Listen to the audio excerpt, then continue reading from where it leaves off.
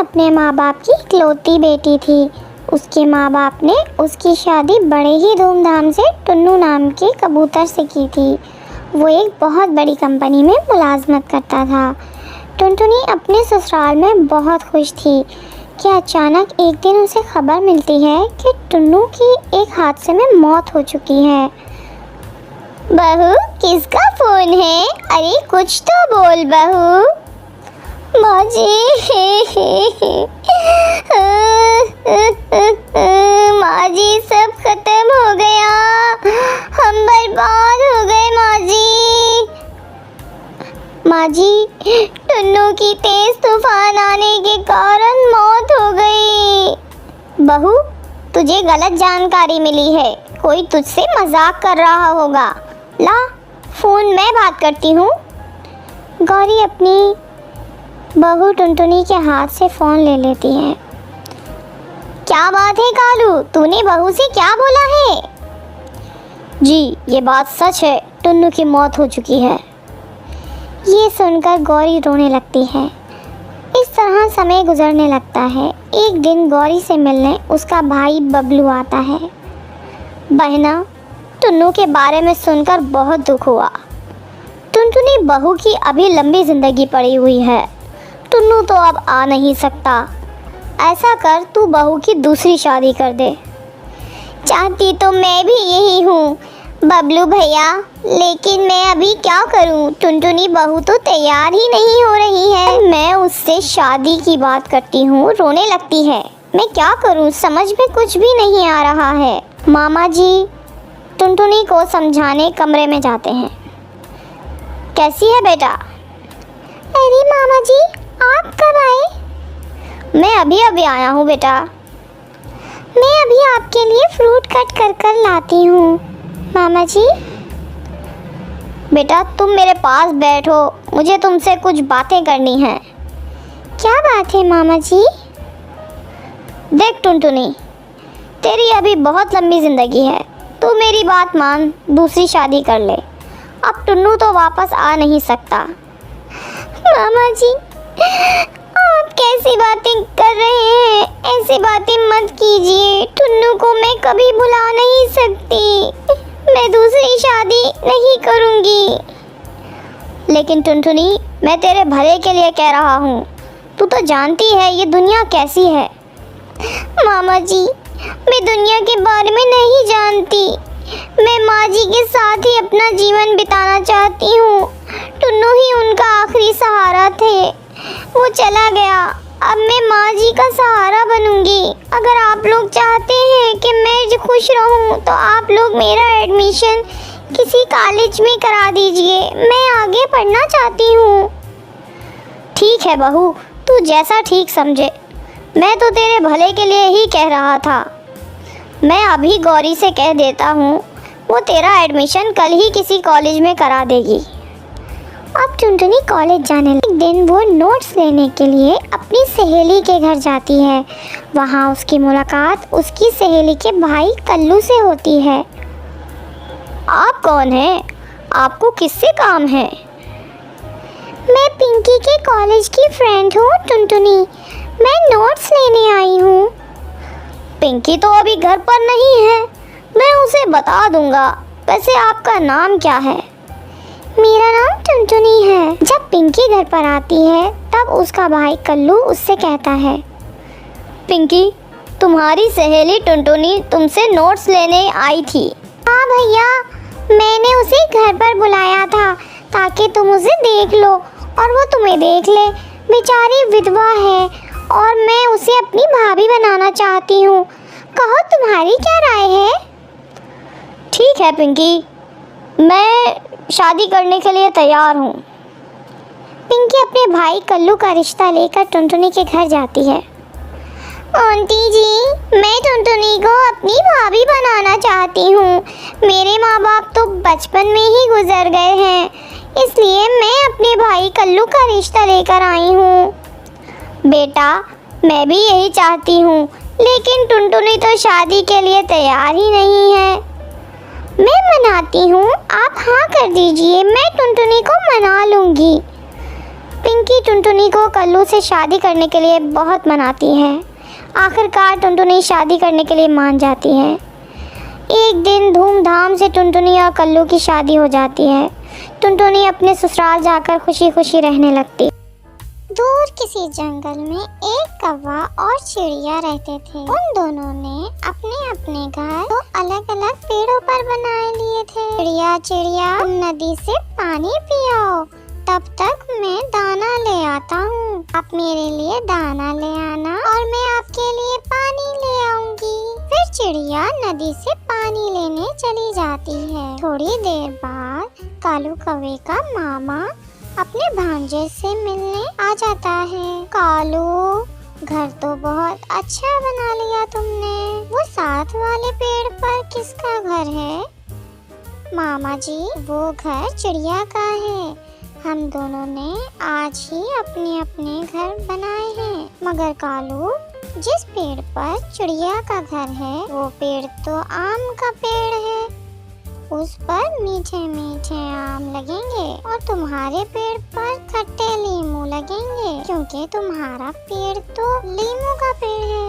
क्या मामा जी, मुझे तो पता ही नहीं चला कि ये बेकार लीमू का पेड़ है। भी चिड़िया मान जाएगी। तुम चिड़िया से वो वाला घर ले लो जो आम के पेड़ पर है। फिर कालू का मामा चला जाता है। मैंने तो पानी पी लिया है। अब मैं इस मटके में कालू कौवे के लिए भी पानी ले जाती हूँ। चिड़िया, मैं तुम्हारा ही इंतजार कर रहा था। लो कालू भैया, आप ठंडा ठंडा पानी पी लें। चिड़िया, मुझे तुम्हारे वाला घर ज्यादा पसंद है। तुम मेरा घर रख लो, अपने वाला मुझे दे दो। चिड़िया नहीं जानती थी शातिर कालू चिड़िया से ऐसे क्यों कह रहा है, इसलिए चिड़िया मान जाती है। ठीक है कालू भैया, आप मेरे घर में चले जाएं और मुझे ये घर भी पसंद है। इसी घर में रह लेती हूँ। ऐसे कुछ दिन गुजर जाते हैं और दोनों पेड़ों पर फूल लगते हैं, जिनसे कुछ ही दिनों में फल बन जाते हैं। चिड़िया कालू कौवे के पेड़ पर मीठे मीठे आम और अपने पेड़ पर लीमू देखकर निराश हो जाती है। चिड़िया कौवे के पास जाती है। कालू भैया, मेरा भी आम खाने को मन है। आप अपने पेड़ से मुझे भी कुछ आम दे दें। माँ जी, मैं अपने पेड़ के आम किसी को नहीं दूंगा। मैं तो अकेला ही ये आम खाऊंगा। अब मैं समझी काले कौवे, तुम कभी भी मेरे दोस्त नहीं हो सकते। तुमने ये घर मुझसे क्यों लिया था?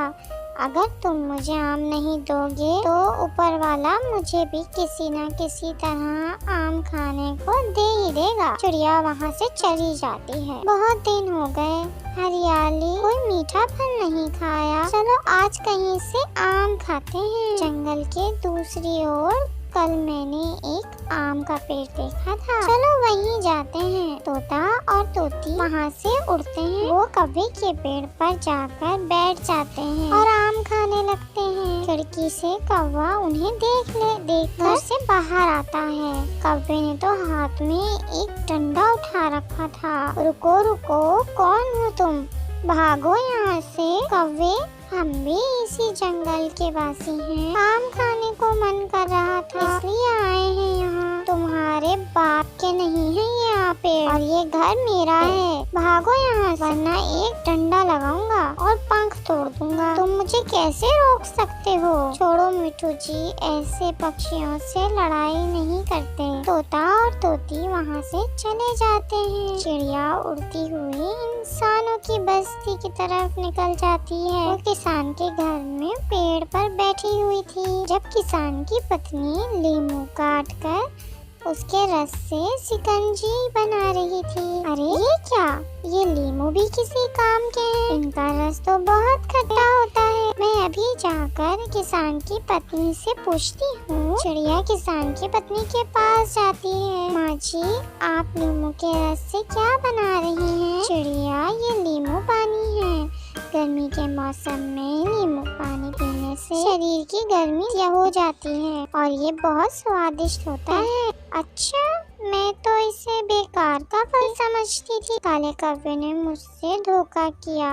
मेरा आम का पेड़ मुझसे छीन मुझे नींबू का पेड़ दे दिया। आप ये शक्कर ले जाएं और अपने पेड़ के नींबू तोड़कर इनका रस निकालकर इनसे नींबू पानी बनाएं। फिर देखना वो कौवा नींबू पानी पीने के लिए खुद ही तुम्हें आम देगा। फिर चिड़िया किसान की पत्नी से शक्कर ले लेती है और उसका शुक्रिया अदा करके वहाँ से चली जाती है। घर जाकर चिड़िया नींबू तोड़कर अपने पेड़ के नीचे स्वादिष्ट नींबू पानी का ठेला लगा लेती है। चिड़िया जी भर के नींबू पानी पीती है। ये नींबू पानी तो बहुत मजेदार है, ये तो आम से भी ज्यादा मजेदार है। दोस्तों रुको, सब नींबू पानी पी लो, आ जाओ आ जाओ। चिड़िया की आवाज सुनकर सब पक्षी वहाँ आ जाते हैं। चिड़िया एक गिलास नींबू पानी मुझे भी दो।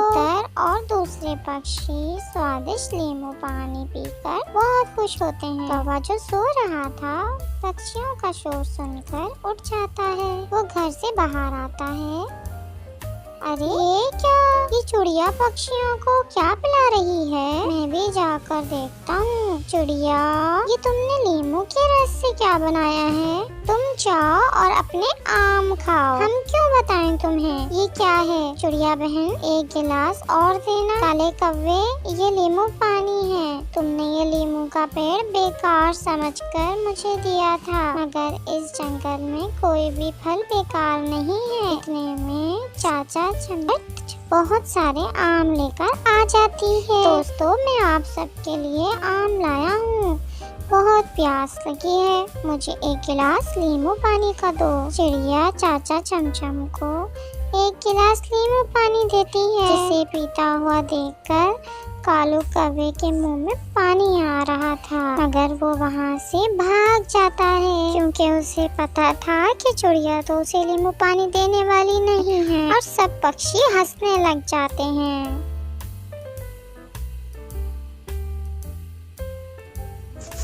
ये कहानी है चार दोस्तों की, जो कि एक दूसरे से कभी दूर नहीं होते थे। वो चारों के चारों एक पेड़ पर रहते थे। वो सभी बहुत खुश थे। वो सब एक साथ ही भोजन की तलाश में जाते थे, मगर जब वो आज अब सब अपना भोजन लेकर आए तो कल्लू कौवे का एक अंडा गायब था। कल्लू कौवा तो रोने लग जाता है, मेरा क्या दोष जो किसी जालिम ने मेरा अंडा उठा लिया। मैंने कितने सपने सजाए थे अपने अंडे के लिए, मगर किसी जालिम ने इस दुनिया में आने से पहले ही मेरे बच्चे को मार दिया। हाँ पक्षियों, आज जो बुलबुल के साथ हुआ है कल वो हमारे साथ भी हो सकता है।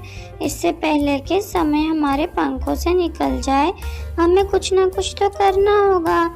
हम कर भी क्या सकते हैं? भोजन की खोज में तो हमें जाना ही होता है, हम ऐसे भूखे भी तो नहीं रह सकते।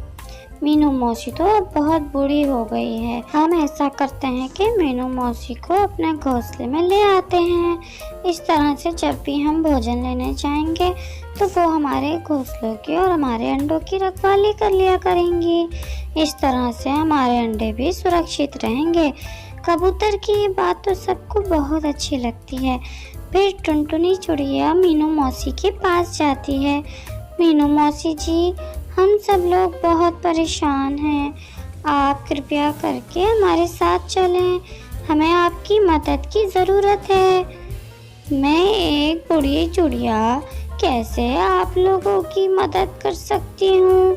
मीनू मौसी, आज कल्लू कौवे का अंडा किसी ने चुरा लिया है जब हम भोजन लेने गए हुए थे। बस आप जब हम भोजन लेने जाएंगे तो हमारे अंडों की रखवाली कर लिया करना और बदले में हम आपके लिए भोजन ले आया करेंगे। मीनू चिड़िया तो बहुत बूढ़ी हो चुकी थी, उसे भी भोजन ढूंढने में बहुत दिक्कत होती थी, इसलिए वो मान जाती है। ठीक है टुनटुनी बिटिया, मैं चलूँगी आप लोगों के साथ। वैसे भी मैं सारा दिन ही घोंसले में बैठी रहती हूँ, मैं बहुत अच्छे से तुम लोगों के घोंसलों की रखवाली कर लिया करूँगी। फिर टुनटुनी चिड़िया मीनू मौसी को अपने घोंसले में ले आती है। मीनू मौसी, ये घोंसला आज से आपका है, आप यहीं पर रहा करेंगे और अपने भोजन की चिंता नहीं करनी। हम सब हैं ना, हम खुद ही आपके भोजन का बंदोबस्त कर लिया करेंगे। फिर रात हो जाती है, फिर सभी पक्षी सो जाते हैं। दूसरे दिन सुबह सवेरे सभी पक्षी भोजन ढूंढ जाने से पहले वो लोग मीनू मौसी से कहते हैं, माँ जी मेरा एक अंडा है घोंसले पे। माँ जी मेरे 2 अंडे हैं। माँ जी बस आप यहाँ से अब कहीं ना जाना, हम यहाँ से जा रहे हैं भोजन ढूंढने। फिर वो सब वहाँ से चले जाते हैं। मीनू मौसी पूरी तरह से घोंसलों पर नजर जमाए बैठी थी। वो इधर उधर बहुत ध्यान से देख रही थी। वो अंडा चोर तो एक चील थी जो वहाँ करीब ही रहती थी। उस पर किसी को शक भी नहीं होता था, क्योंकि वो तो दूसरे पक्षियों के सामने बहुत ही अच्छा बनने का नाटक करता था। अरे ये क्या हो गया, ये मीनू मौसी यहाँ पर कहाँ से आ गई है? अब मैं कैसे अंडा चुराऊंगा? अरे कल तो मैंने बहुत ही आसानी से अंडा चुरा लिया था। अब मुझे थोड़ा दिमाग लगाना होगा और अब इस बूढ़ी मीनू चिड़िया को थोड़ा उल्लू बनाना होगा। फिर वो चील मीनू मौसी के पास आती है। कौन हो तुम? यहाँ से भाग जाओ वरना मैं सबको बुला लूँगी। चलो भागो यहाँ से। अरे मीनू मौसी शांत हो जाएं। मैं चील हूँ और मैं इसी जंगल का वासी हूँ। तो क्या काम है तुम्हें और यहाँ क्यों आए हो? मीनू मौसी मैं उड़ते उड़ते थक गई थी, इसलिए थोड़ा आराम करने के लिए मैं यहाँ बैठ गई हूँ। तुम चालाक चील, चलो यहाँ से, जाओ कहीं और जाकर आराम करो। मैं अपने पक्षियों के अंडों की रखवाली कर रही हूँ। ये बुढ़िया तो बहुत होशियार है। अरे मीनू मौसी वो सामने क्या है? कहाँ? मुझे तो कुछ दिखाई नहीं दे रहा। अरे वो देखे ना, बड़े पेड़ के पास। जैसे ही मीनू चिड़िया अपना ध्यान उधर करती है उड़ जाती है। अरे ये चील कहाँ चली गई? अभी तो यहीं थी। अरे ये चोर चील तो चिड़िया का अंडा उठा कर ले गई। फिर बूढ़ी मीनू चिड़िया उस चील के पीछे उड़ती है। वो अपनी पूरी शक्ति से उड़ती है। चील एक जगह पर अंडा लेकर बैठी थी। वो उस अंडे को पीने ही वाली थी। आज तो बहुत मेहनत करना पड़ी, चलो मेहनत का फल भी तो मिला। मैं देती हूँ तुझे तेरी मेहनत का फल। फिर मीनू चिड़िया तो चील की झाड़ू से खूब पिटाई करती है। हाय मैं मर गया, हाय मीनू मासी, हाय मैं मर गया। बस एक बार मुझे छोड़ दे, मैं वादा करता हूँ मैं दोबारा चोरी नहीं करूँगा। मगर बूढ़ी मीनू चिड़िया तो चील को मारे ही जा रही थी। शोर सुनकर बाकी पक्षी भी वहाँ आ जाते हैं।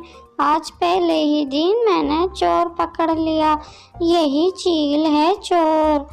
मुझे बातों में लगाकर चिड़िया बेटी आपका अंडा उठाकर भाग गई थी।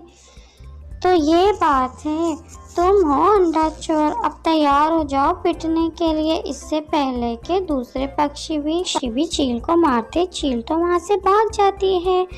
फिर चिड़िया अपना अंडा सुरक्षित उठाकर अपने घर ले जाती है। अब सब पक्षी खुश थे क्योंकि चोर भाग गया था और बूढ़ी मीनू चिड़िया ने अपना काम बहुत ही अच्छे से किया था।